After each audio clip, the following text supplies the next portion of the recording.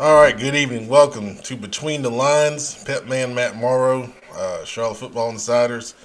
Got a big week of games this week, final week of the regular season.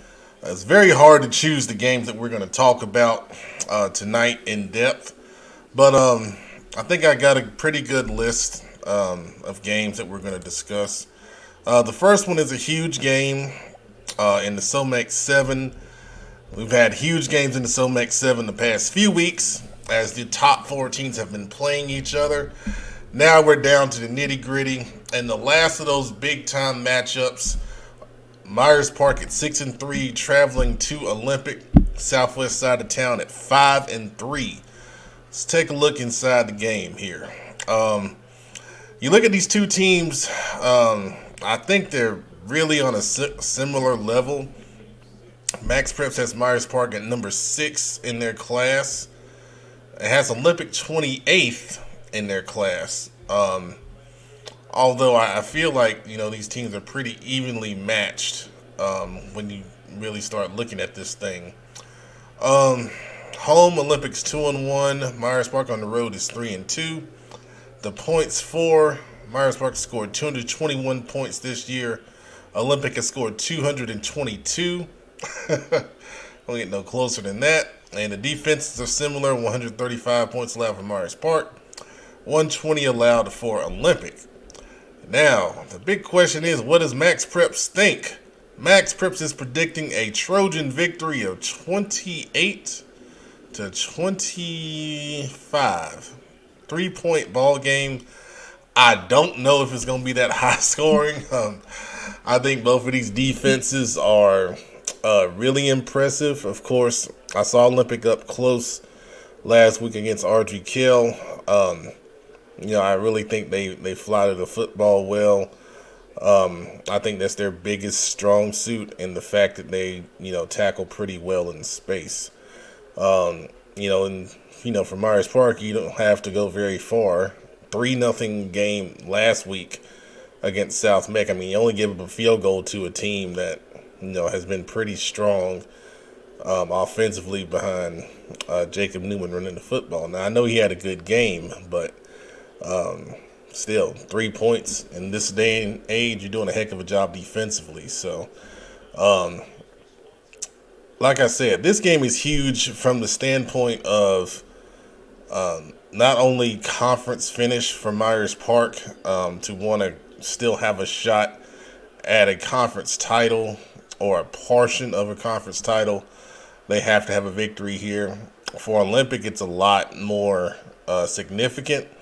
Projections right now done by High School OT have the Trojans out of the playoffs as one of the first 5 teams to miss the playoffs. A win here would go a long way in helping their cause because, when they do those projections, they have to project somebody to win, somebody to lose. And I'm sure when they did that projection, they projected Myers Park to win. So if Olympic wins this football game, puts them in a lot better spot, obviously. Probably, puts them into the playoffs for sure. Okay, let's see if we've got any stats here for these teams loaded up. Like Myers Park might have a few things in here. So there we go with Lucas Lenoff at quarterback. 23 touchdowns, 12 interceptions on the season. Running the football, they got Neal, who we interviewed. Like a little bit of committee. They got Terrell, and then they got McKnight, who is a very good player. He's been to our camp before. I'm impressed with him. Now, we know that Kamarion Thornton has been out, so picking up the slack has been Berkey at receiver and then Aiden Turner at receiver. They're 2 top threats right there, along with Isaac Hill, who is a good player as well for the Mustangs. Flipping it over to Olympic, let's see what they got here, if they've got anything loaded into Max Preps. It looks like we do. It's always awesome. All right, so there's the quarterback, Elijah Holmes, who has 12 touchdowns and 8 interceptions on the season. Running the football, Pritchett and Johnson, both seniors, have done the lion's share of the work on the ground. And in receiving, Sterling Green's a talented young man, number one, junior. He's a smaller slot type athlete. You can put him in the backfield. He's their leading receiver, as you can see right there. Albert Fleming, who does a lot of different things for these guys. 27 catches on the season. And then Blackwell, number 5, he's a good-looking kid. 15 catches are the main threats for the Trojans. So I expect for this to be a very big crowd at Olympic. I suspect it's probably senior night's last home football game. Traditionally, that's senior night. I don't know for sure, but I'm just guessing there. So hopefully both teams play well, everybody stays healthy, and we have a great football game. All right, let's jump to our next game we're going to look at tonight. And it is going to be, as we go down the screen here, let's take a look at Charlotte Latin at 8-1, going over to Providence Day at 5-3. This is a huge game in the private school ranks. Providence Day got a big win over Rabun Gap, who was previously undefeated in conference play. And then Rabun Gap, we know, has given Charlotte Latin their only loss. So, through the transitive properties of high school football, you would say Providence Day is the favorite, but we all know that's not how it works. So, that being said, let's get into the nitty-gritty on this matchup here. So, all right. So it has Charlotte Latin number 2 in their class, and it has Providence Day number 4 in their class. Both of these teams have been really strong on offense. Latin putting up 262 points on the season, and Providence Day 275. But Max Preps is predicting a higher scoring game. They like Providence Day, 34-29. So less than a touchdown game is what Max Prep says should happen between both of these teams. The thing I love about this game is the quarterback play. We've heard a lot about Charlotte Latin quarterback Justin Wheeler, and rightfully so. Very talented, very accurate, great thrower of all routes. Saw that in 7-on-7 over the summer, and you guys have seen it all season. But Providence Day was my pick to win the conference, and a big reason for that was their quarterback, Grant Logan. I saw the kid last year when he played some spot duty when Jake Helfrich wasn't in the game. The kid has a cannon for an arm. He's athletic. He can run. He can do a lot of different things from that quarterback spot. And he's got some really talented guys to throw to. Let's see if Providence Day has some stats loaded in. Looks like they do. So we'll be able to talk about some of those guys real quick. You see Logan's number on the season, 18 touchdowns to 3 interceptions. That's a great touchdown to interception ratio. On the ground, you see, we talked about his ability to run, 442 yards on the ground as well. So, he is a dual threat. Chris Peel is a very talented young man with several Division I offers. He's got 494 on the ground. He can also play some defense. He might be more known for that side of football. And in receiving, you see the receiving threats Providence Day has, which makes them very dangerous. Jordan Shipp, I don't know if you guys saw the highlight over the summer where he made an incredible catch in 7-on-7, one-handed over the middle in the back of the end zone. Channing Goodwin, a very good player, only a sophomore as well. You see those are their 2 leading receivers. You see Peel can catch the ball as well out of the backfield. And then Makai Blue Coleman is very dangerous as well. So they've got 3 legit talented receivers, and along with Peel, their offense, has an ability to really be dynamic. That's one thing I really love about what Providence Day can do. Now let's see if we flip it over and see if Charlotte Latin's got some things in here. All right. Props to you guys putting stats in, man. That's awesome. That really helps showcase the kids. I love it. So there's Justin Wheeler right there. You see 20 touchdowns to 5 interceptions on the season. Really good ratio. On the ground for Charlotte Latin, you see they got Salvage as the leading rusher, but they kind of mix it up with Haynes, and then Wheeler can run a little bit as well. But you see who the receiving guy is, and we've heard about his name all season long. Daniel Haughton. We did an interview with him. Really, really smart kid. He's got a really good GPA. But you see he's very talented on the field with 56 catches on the season and 7 touchdowns. Pence is a talented player, 16 catches. And then Tyler Henley also is talented. Tyler Henley won the defensive MVP at the 7-on-7 shootout we had over the summer. He's a really, really special kid. So you see there's a lot of offensive firepower in this game. I think this game can be high scoring. I think it'll be a fun game to watch. And I expect it to come down to the fourth quarter, like Max Prep said. I think it'll be within a touchdown. Landon having the best season they've had in a couple of years, and Providence State trying to get back into the Division I playoffs and have a shot to win the conference here, if they win this game. So good luck to both teams. Should be a fun Friday night at Providence today. All right, next game we're going to look at is a big, big game down in Union County. I believe this game was featured. High School Hype Reels. They've done a good job with doing highlights from the streams. They put out a little Halloween-themed tweet about this game. Weddington at 8-1, going down to Marvin Ridge at 7-1. Marvin Ridge has been pretty good, but this is probably the best season that they've had, in a little while overall. But Weddington, is as usual right there at the top of things. So this is a de facto conference championship game, I believe. Max Preps has Weddington number 7 in their class and Marvin Ridge at number 12. You see both of these teams, neither team has given up 100 points on defense this year, and both teams have scored exactly 266 points. Marvin Ridge doing it in one less game, but I tell you, it don't get much closer than that, man. It really does not.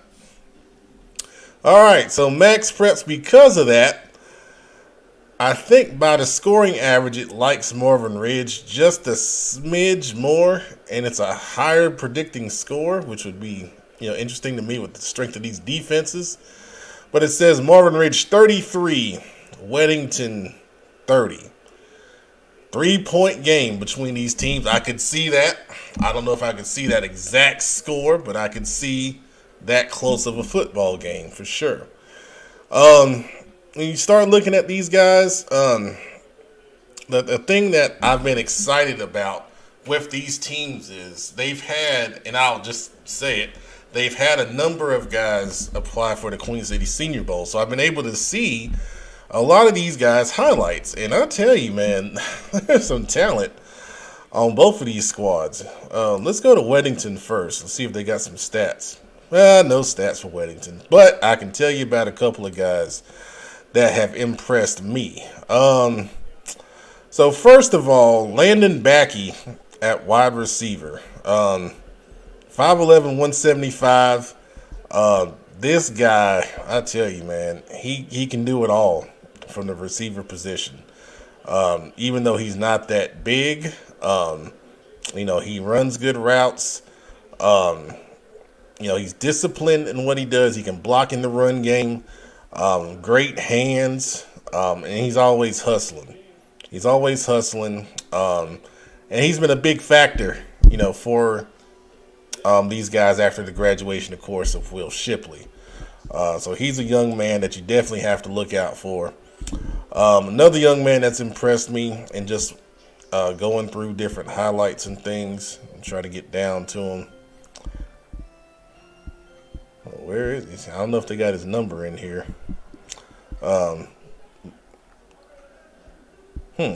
Okay. Well, we'll go with the quarterback because he has been impressive too. Grady Brosterhouse, 6'4", 200 pounds. You love that size. He throws an accurate football.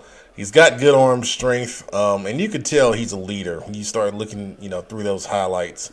When he's able to make big plays, for his team. He's another kid that has been impressive. for Weddington all season long. All right, let's flip over to Marvin Ridge. Let's see if Marvin Ridge has got some stats in here. All right, yeah, Marvin Ridge does. All right, that's cool. Let's get to that tab there. All right, so Evan Meadors, the young sophomore quarterback, I have seen some video on him. I do like what I see. 12 touchdowns and 5 interceptions on the season. Running the football, you see they've got a mixed bag there. Meadors is a dual threat with 471. He's actually the leading rusher by yardage. And then they got a couple other guys with Kelson and Lazuski getting in on the mix there.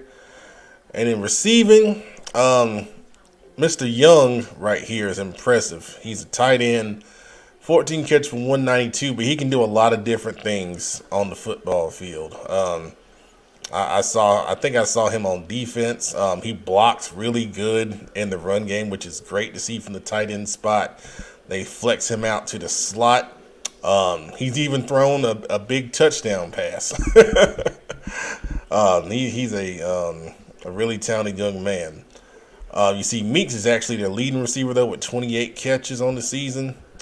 Reykjavik's 10 catches, but I tell you, that kid is talented, man. I really enjoyed watching his film. He can also flip over and play some defense at the safety position and kind of a rover deal as well. So Marvin Ridge has some talented kids also. So I expect it to be a great environment down at Union County at Marvin Ridge.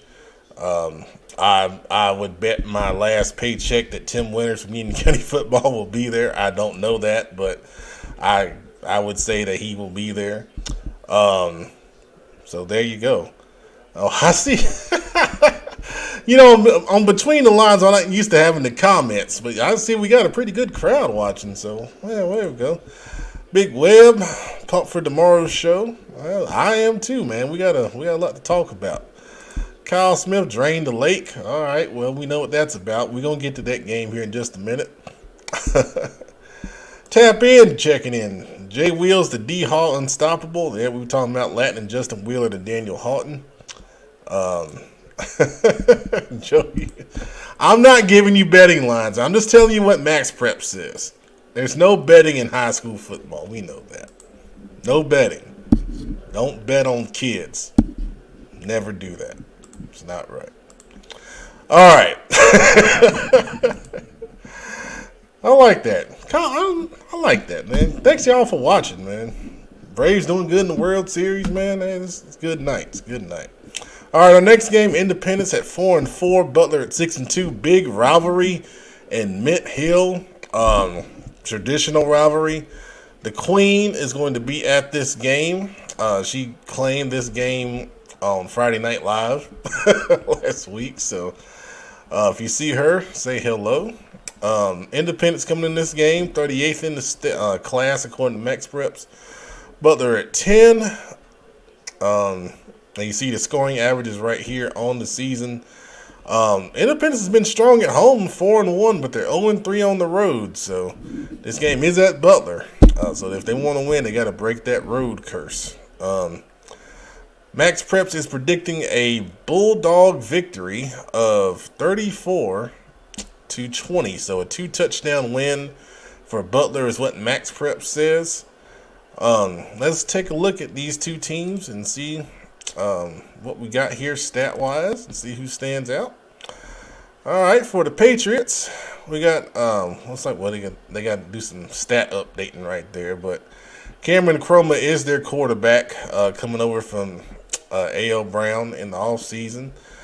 And they've got a couple of guys at the running back spot I think are talented. Hakeem is a guy that I like. We've seen him up close at our camp before. He's a quicker running back, can do well in space with some flare passes and outside zones and things like that. Screen pass game, he's strong as well. Springs at receiver is a talented player. I like what he can do, not only from his stat numbers, but from a physical standpoint as well. And then, of course, Josh Isaiah on the defensive side of things, very talented kid. He had a big game last week. Had a couple of sacks, couple of tackles for loss. I believe he had a fumble recovery. Was another talented kid you have to look out for if you're a Butler in this game. You flipped over to Butler. I've been talking about kids submitting, Queen City Senior Bowl film. These guys have been impressive. And then, there's some guys that you may not know that well, but I'm going to tell you about a couple of them. We got to update some more stats. Hey, all right, guys. Y'all got to get these stats updated now. But nah, I know who these guys are. So Xavier Mccrory at quarterback, I think he's having a really good season. I've seen growth in his game looking at his film from previous year to where he is now. Ty Moore, they got him here at rushing, but just seeing his name, he was at our camp over the summer. Very dynamic player. He can play inside or outside at receiver. Great agility. Probably top 5 in the city as far as agility. With the ball in his hands, he is a playmaker. Trayvon Tinsley is one of the names that you may not know, but I'm telling you, this kid, he was all conference at Garinger and now at Butler. When I saw his Garinger film last year, he was put on my radar immediately. And then when I found out he was at Butler, I knew, he was going to be a dynamic piece of what they do offensively, and that's what he's been. You turn on the tape, his first play is incredible.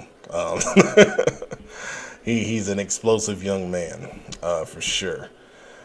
And you go down to receiving. I've liked Sylvester at receiver. I thought he did some big things in the playoffs last year when Butler went on their run before they got knocked out by Grimsley. That's a player that you always have to account for. So some talented players on both sides in this game. And, like I said, the Queen will be there. And if you see her, say hello. I'm sure she'll be happy to meet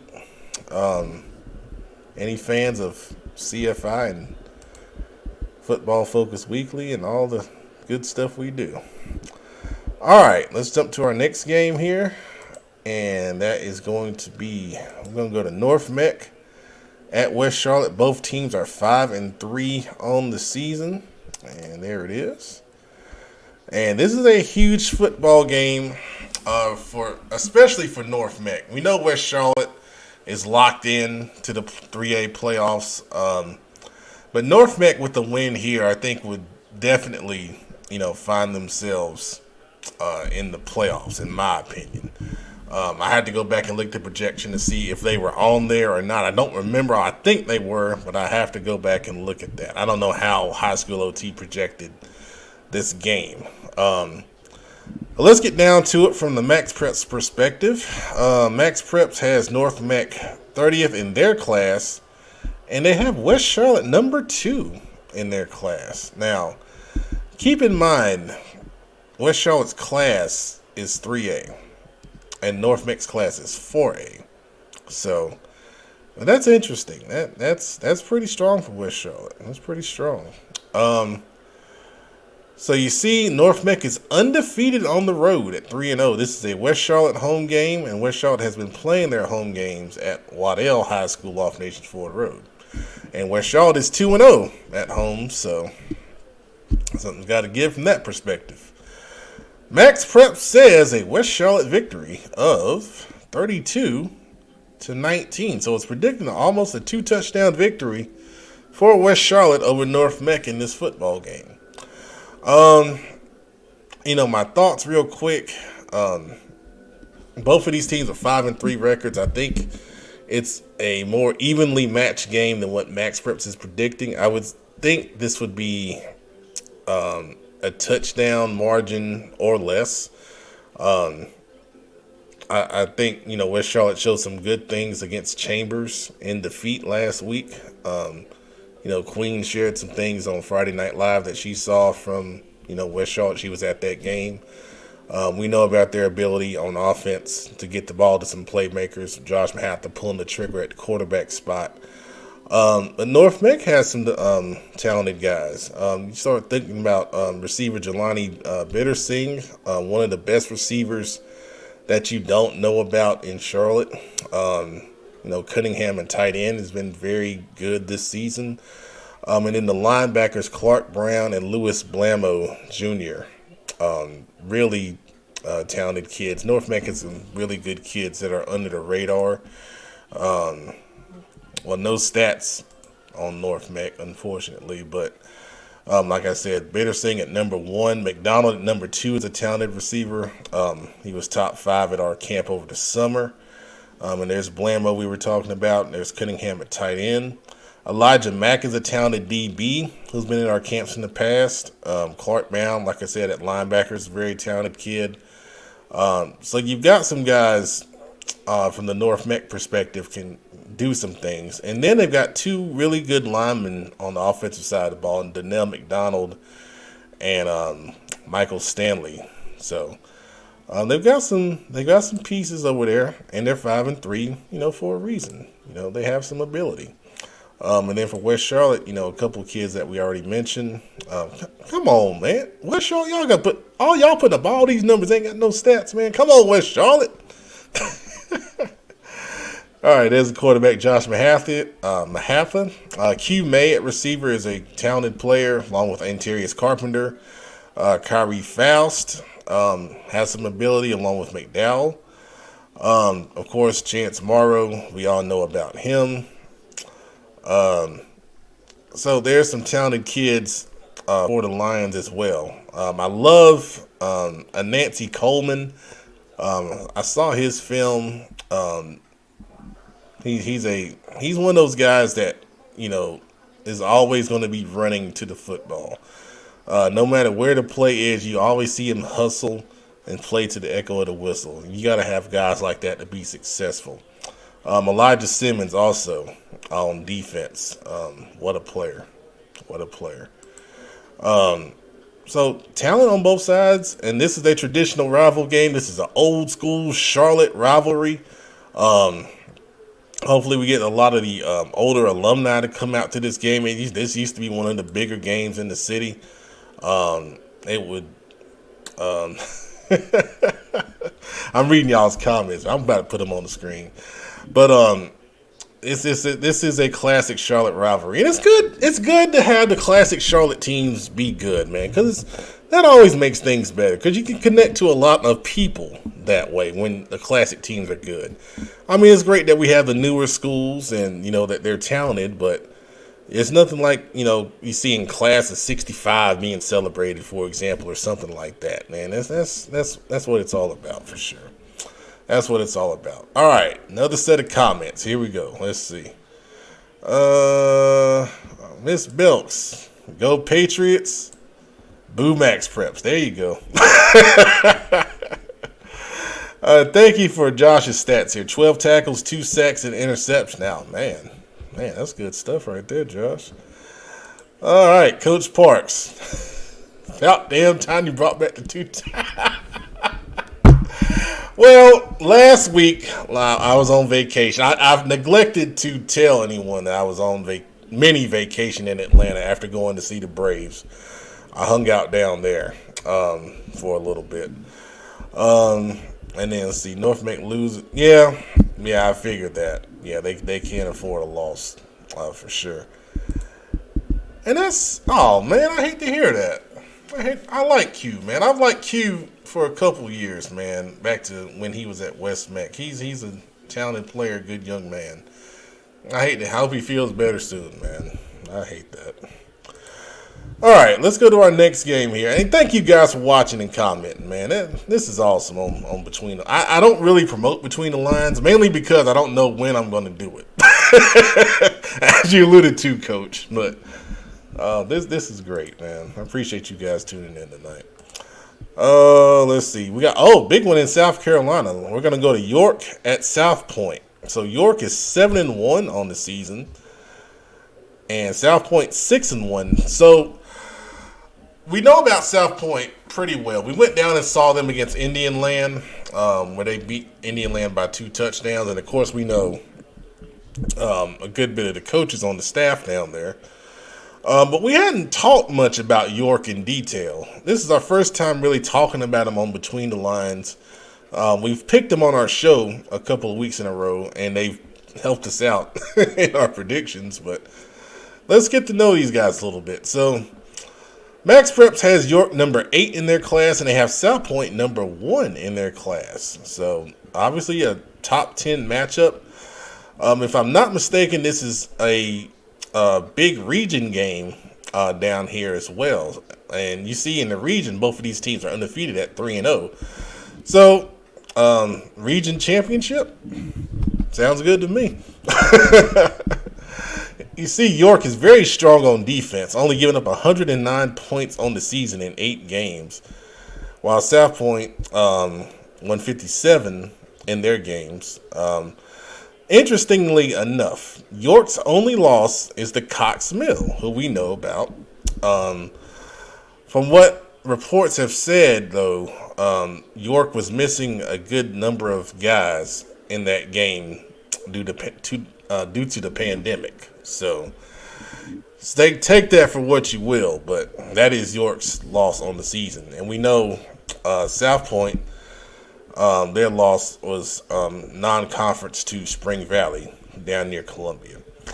All right, so I expect this to be a heck of a game. Max Prep says South Pointe 34, York 26, 8-point victory or touchdown margin for South Pointe over York. So let's see if York has some stats here. Yes, they do. So maybe we'll get an insight into what these guys are about. Thank you, York, for putting stats in. That's awesome. All right. So we got young quarterback in Mr. Davis. Hasn't thrown for many yards this year, so this alludes to the fact that I think York is a running team and Davis is a running quarterback. As you can see, 125 carries for Davis at 856 yards, 6 touchdowns, 2 of 100 and plus. Wow, that's big playability right there from the quarterback spot. So we're probably looking at some zone read, option type stuff. Without looking at film, that's just me hypothesizing. They also have Thompson and Glasgow that gets in there on that run game. So York being a running team. South Pointe, having seen them, they are very fast on defense. So I would say that they got to be able to be physical. We saw York last year against Catawba Ridge. They have some size on that offensive line. They were young on the O-line last year, but obviously those guys have grown up. They got a great strength coach down there at York, who I follow, and he posts some great stuff that they do down there. But their best receiver by far is Mr. Long right here, number 2. 27 catches for 302 yards and 6 touchdowns on the season. So with the frequency that they throw, needless to say, if South Pointe gets him in 3rd long, I would expect South Pointe's best corner, Mr. Quan Peterson, to sit on Mr. Long right here. And that'll be a heck of a matchup because I believe I follow this young man. And from what I've seen, he's a very talented young man. Athletic, good speed, good size.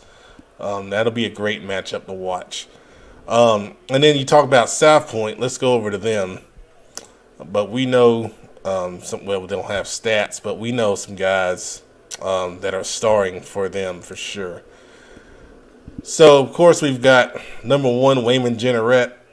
I mean, this guy, what I love about him is his start-stop ability from the receiver spot with the ball in his hands. Incredible juking ability, ability to make people miss, start and stop speed, top speed is good, great hands. I mean, he is fun to watch. He is fun to watch, man. And wherever he decides to go on the next level, they're going to get a special talent for sure. But he's not alone. They got some other guys. Caleb Sims at the running back spot. I enjoyed watching him last week. He also came to our camp over the summer and was impressive. 5'8", 180, compact build, but great vision in the run game, especially on the inside. South Pointe has a pretty good offensive line. And he's able to get behind those guys and do some special things with the football in his hands. Of course, Xavier Mccrory came to our camp and got a Division I offer from that camp. He was that impressive. At 6'5", cannon for an arm, he won our longest throw competition. Great personality. I've interviewed the young man. He's a heck of a leader. I can't say enough great superlatives about this young man. I don't know why more college coaches are not on this kid, because he is going to be a steal for somebody. He only has 2 offers that I know of, and that is insane. And it's insane because his grades are good. He's a leader. He's got a great arm. I don't know what else you want. I don't know. We mentioned Quan Peterson. He had a great punt return for a touchdown against Indian Land that we got on film. 6'1", 175. He can do it all from that spot. He can be a lockdown player. He's not afraid of contact. Very confident. You got to have that at that DB spot. He's going to be a guy to watch for sure. I could go on and on for South Pointe, but that's a few guys to look out for. And then big lineman Jordan McVeigh, too. He's nasty. He's nasty on that OL, man. So this is going to be a heck of a football game between York and South Pointe down across the border. All right, so let's see here. A couple more comments. I'm coming, Gary. It's on the list. I'm coming. Hang in there. I'm talking more than I thought I would. Second biggest. Kyle, you have no shame, man. You have no shame.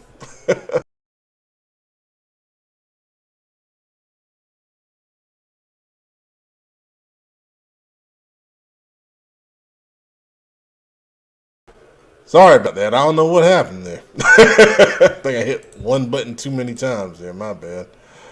All right, let's go to our next game here. Let's get that back on the screen.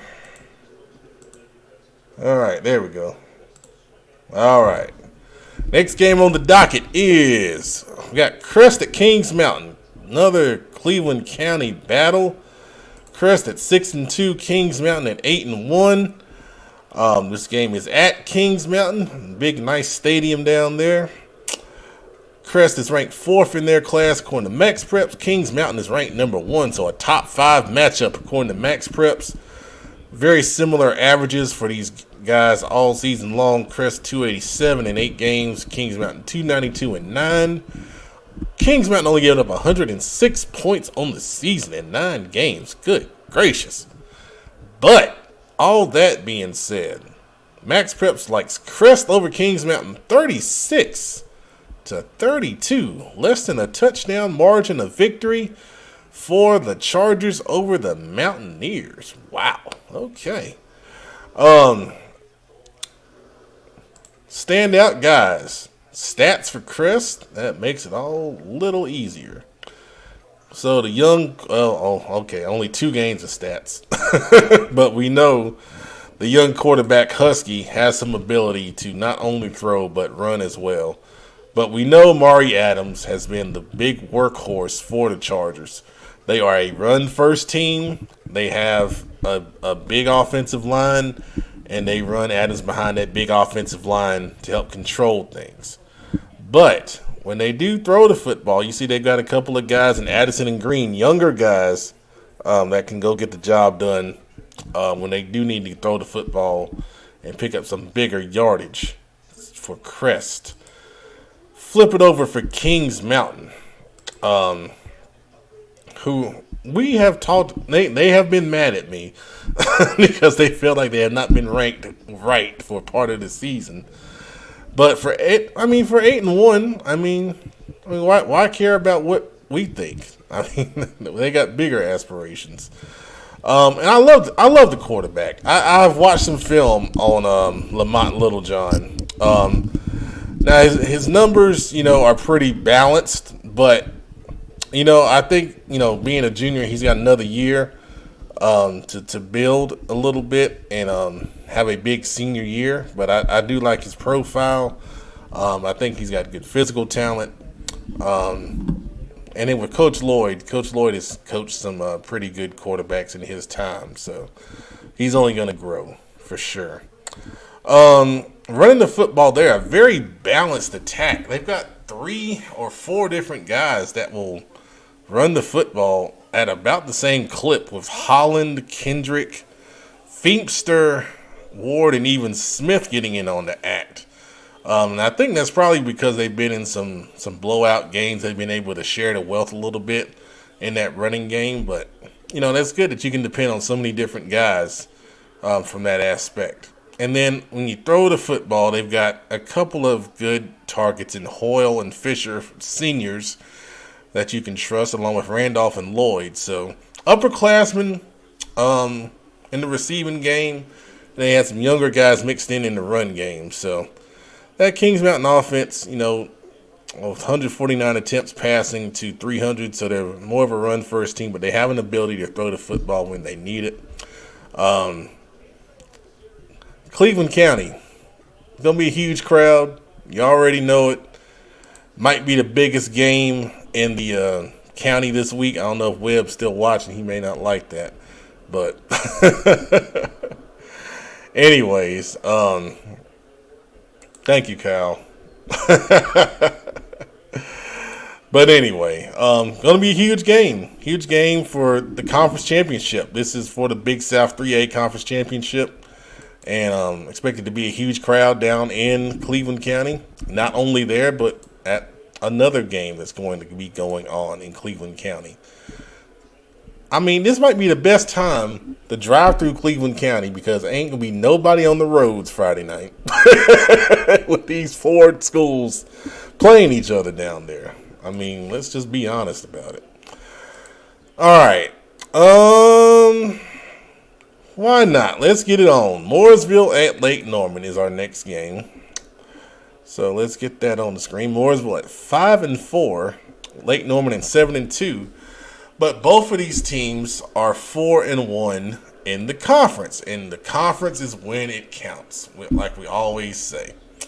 The big thing in this one, you see the points, 4 points against. Mooresville has scored more than Lake Norman this year, but Lake Norman has given up about 100 points less. But according to Max Preps, these two teams are pretty evenly matched. They've got Mooresville at 25 in their class, and they got Lake Norman at 23rd in their class. All right. So, Max Preps, oh, Kyle, you're going to be so happy. Look at the analytics on this one.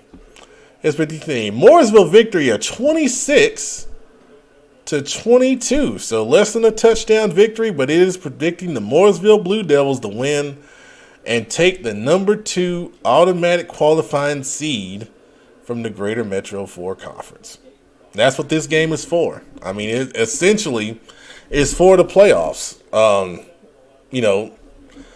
Wild cards and RPIs, notwithstanding. So if you want to know you're in the playoffs and you're on Mooresville or Lake Norman, you got to win this football game. Plain and simple. Take the question out of it. Come out there. Be ready to play from the start.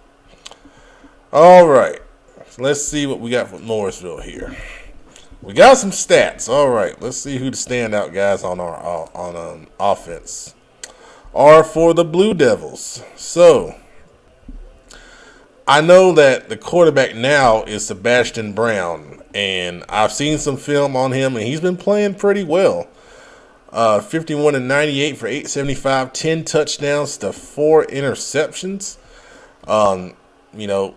Anytime we talk about playing Lake Norman, you have to have an ability to throw the football. And it's just one of those things that is natural. They're a triple option team. They see it all the time in practice. They're going to be strong against the run. So you've got to be at least balanced, if not tilt more to the pass when you're playing them. Of course, I saw Lake Norman earlier this year against Hickory Ridge. And, Hickory Ridge was able to make some big plays in the passing game. Now, granted, they had Christian Hamilton, which makes things a lot easier, but still, they were able to get into some space and make some things happen, throwing the football. So you got to be able to do that if you're Mooresville. Howell, the running back, I think is very, very talented. 812 yards on the season with 9 touchdowns. He makes that thing go for the Blue Devils. I know he's been getting some Division I looks, and I think he went on a visit to Duke, if I'm not mistaken. And I expect him to get more attention as he's only a junior. So it's a big year for him from that perspective. And then, of course, when you look at receiving, you got to talk about Davin Reid. I almost said his name wrong. Good gracious. 40 catches and 775 yards on the season with 7 touchdowns. Speed, big play threat. I expect him to be a huge X factor in this game on Friday, only because of what I just said about making plays in space and in the passing game. He's got to have a big game for Mooresville. Now, on the Lake Norman side of things, there are a couple guys that have stood out when seeing them. So I'm trying to get their thing up here. And they've got some stats. Thank you very much. All right. So the young man Garlic, of course, we know Lake Norman does not throw the football very often. You see 18 attempts. Well, these are not updated, but through 4 games, you can get the idea. 18 attempts through 4 games. They're not a pass team. They are going to run the football. When you see them run outside the tackles, it's like a pass. It's almost Charlotte Catholic-like, if not from a wing standpoint because they're triple option, but that's the kind of offense you're going to see. Running the football, number 32, Douthit is the up back or fullback, so to speak, if you want to call it that, in their offense. And then Baker has come in and done some things. And then the quarterback, Garlic, can run a little bit in the option stuff. But they're very multiple. They have multiple threats that can handle the football for sure. When they do throw the football, you see there's not big numbers there. There's not really a guy that they key in on if they do throw the football. But they got, good linemen that come off the football, and they're tough. But then on defense, their leader, number 5, Sicari Morrison, he's a very talented kid. You see 6 foot 200, but he can hit. He's a hitter. He's a runner. He can bring pressure when they blitz him. And Mooresville going to have to know where he is at all times and account for him when they have the football. But, hey, big game at Lake Norman. Expect it'll be a pretty big crowd. I know it's a big rivalry. And I expect it to be a 4-quarter game and come down to the end for sure. All right. Let's see here. We got more comments. Thank you for disagreeing with my rankings, Joe. I appreciate that. Yes, Kings Mountain is an awesome place to watch a game. I've seen it up close a couple times. I haven't seen a game there, but I've seen the stadium up close a couple times. Let's see. Kyle saying, keep an eye on Caden Pigeon. He has emerged as big of a threat. Okay. Good stuff.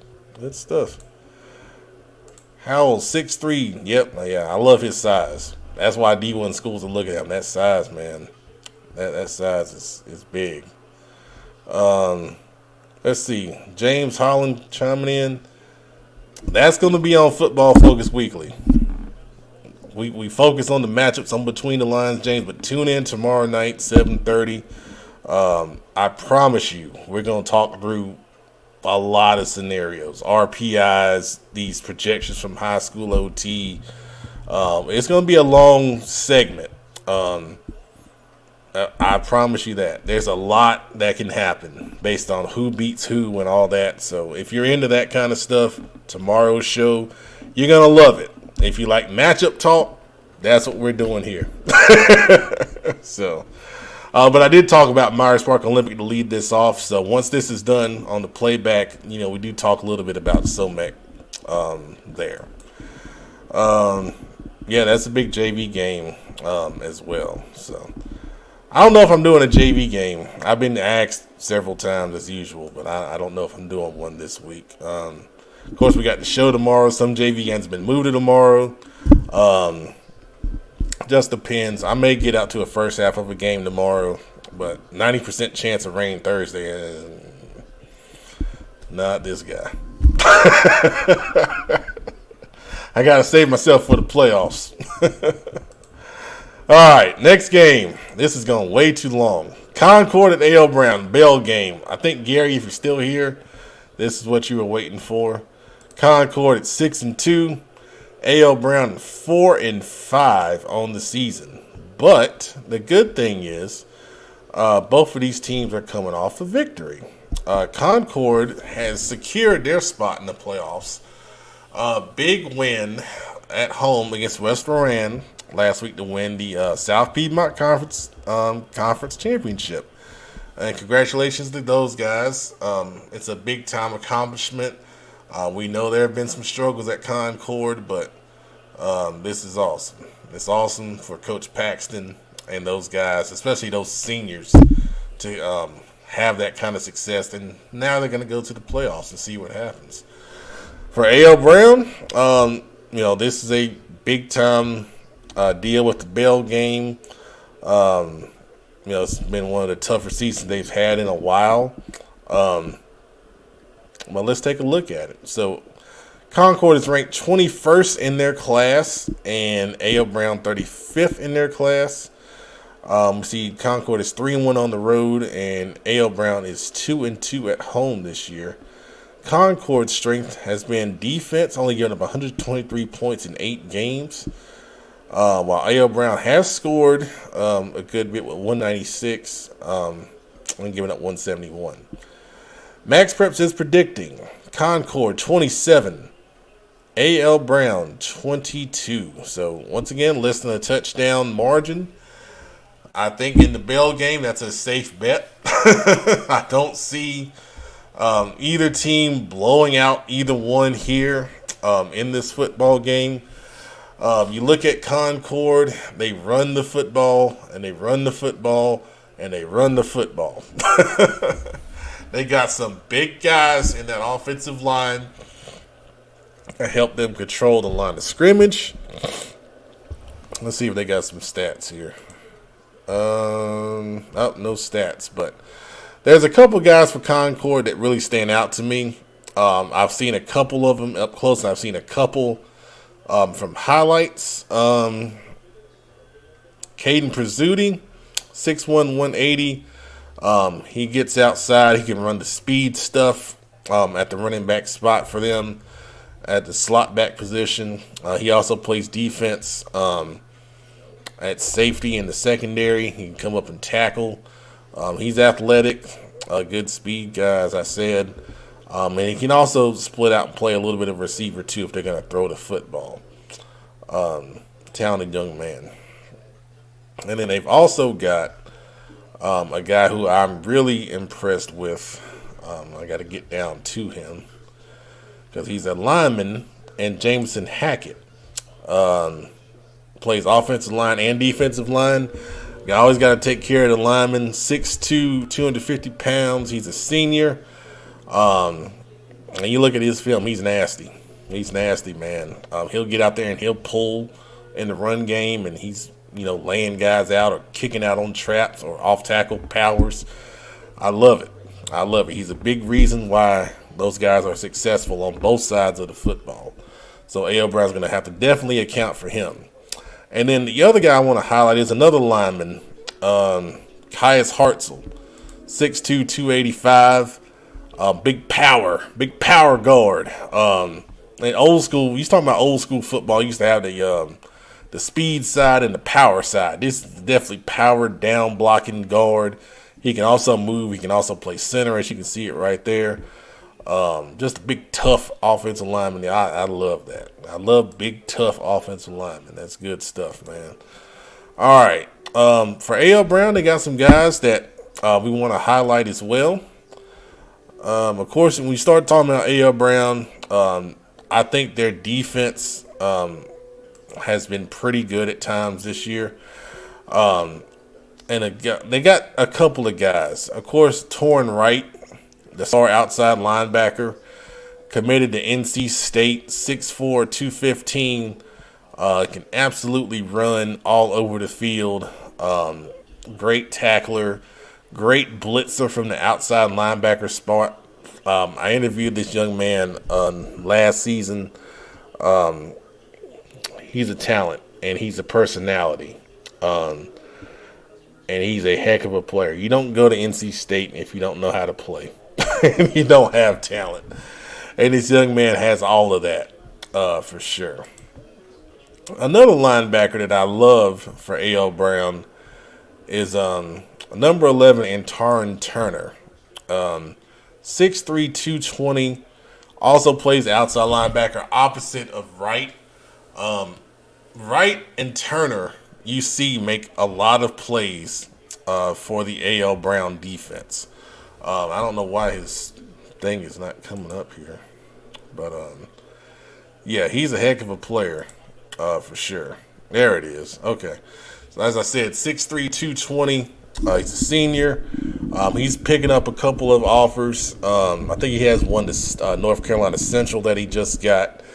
He has a couple of other ones as well. So he's a dynamic player on the defensive side as well. And then the last guy I want to highlight for A.L. Brown has been the guy Xavier Chambers, who's done just about everything for them. He's played a little bit quarterback. He's been playing, I think he played some receiver. He's an athletic young man, only a sophomore. He's got a bright future for the Wonders. But Bell game, a lot of tradition, a lot of people, hopefully come out and support both of these schools. And we'll see what happens. I think it's going to be a good, close football game no matter what. Okay, we're going to finish up with Burns at Shelby. That's going to be our last game we highlight tonight. We're going to highlight more games tomorrow on Football Focus Weekly, along with focusing on the playoffs and RPI. But Burns 7-2, Shelby 8-1. The other Cleveland County matchup, big time game. We had Coach Davin on the show last week. Great guy to talk to. Talk to us a good bit about his Burns football team this year, and talk about his time at Burns. And if you're a Burns fan, please check that out. It was a good interview with a good man who's also a Queen City Senior Bowl coach. Good stuff. All right, so Burns is ranked number 8 in their class. Shelby is ranked number 2. You see, both of these teams have been scoring like crazy this year. Burns 333 points in 9 games. Shelby 442 points in 9 games. Good gracious, what have these guys been doing on offense? I mean, they're getting it done. As a result of that, Max Preps thinks this is going to be an epic shootout in Cleveland County. They do like Shelby, the Golden Lions, 49-37. Good gracious, if we get that on Friday, that's going to be some fun.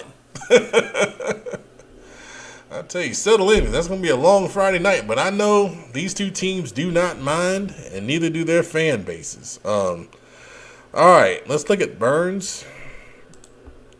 5-0 in the conference. This is for the conference championship. Mr. Monty at quarterback has had a good season. Only a sophomore, 20 touchdowns and 3 interceptions. That's good stuff. You see Norris running the football has been the primary guy for Burns, 725 yards and 8 touchdowns on the season. And in receiving, they got 2 big threats in Thompson with 46 catches for 847 yards and 13 touchdowns. Good gracious. And then Allen with 29 and 246 and 3. And both of those guys are juniors and coming back next year. Man, Burns going to have some firepower. That's good stuff. And Norris is only a sophomore. I'll tell you, Burns got some firepower in that offense, man, for the next couple years. Awesome. And, of course, you turn around on Shelby, and you talk about firepower. Now, yes, they got something, too. Not only on offense. We know about Malachi Hamrick on the defensive side of things, along with Santana Hopper. Those are the two big guys on defense for the Golden Lions. But offensively, they got some guys, too.